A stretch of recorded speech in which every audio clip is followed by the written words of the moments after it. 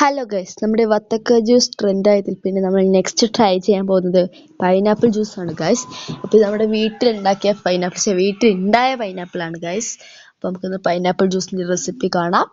അപ്പോൾ ഫസ്റ്റ് ആണ് നമ്മൾ പൈനാപ്പിൾ മുറിച്ചത് നമ്മുടെ മിക്സിയിലേക്ക് ഇട്ട് കൊടുക്കണം ഗൈസ്. നിങ്ങൾക്ക് ഏത് ടൈപ്പ് മിക്സി വേണമെങ്കിൽ എടുക്കാം എന്നാണ് എനിക്ക് തോന്നുന്നത്. അതിനുശേഷം കുറച്ച് വെള്ളം ഒഴിച്ച് കൊടുക്കാം ഗൈസ്. അതിനുശേഷം നമുക്ക് ഓരോ ടൈപ്പ് ഇങ്ങനെ അടിച്ചെടുക്കാം. ഇത് നമ്മുടെ വീട്ടിലെ മിക്സിയാണ് ഗൈസ്. ഇന്നത്തെ ജ്യൂസിന് നല്ല ടേസ്റ്റ് ആയിരിക്കും, കാരണം നമ്മുടെ അമ്മയാണ് ഗൈസ് ഇന്ന് ജ്യൂസ് അടിക്കുന്നത്. നമ്മളത് കുറച്ച് നേരം ഇങ്ങനെ മിക്സിയിൽ ഇങ്ങനെ അടിച്ചെടുക്കണം. അങ്ങനെ നമ്മുടെ ജ്യൂസ് സെറ്റ് ആയിട്ടുണ്ടാവും. അതിനുശേഷം നമുക്കതൊന്ന് അരിപ്പയിലേക്ക് മാറ്റി ഒന്ന് അരിച്ചെടുക്കണം ഗൈസ്. ഇതിൽ വേണ്ടാത്ത കുറേ ഇതൊക്കെ ഉണ്ടാവും, അങ്ങനെ അതൊക്കെ നമുക്കൊന്ന് അരിച്ചെടുക്കണം.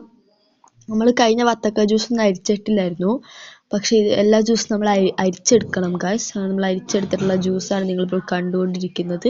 നിങ്ങൾക്ക് ഇതിൻ്റെ റെസിപ്പി വേണമെങ്കിൽ എന്നോട് ചോദിച്ചാൽ മതി.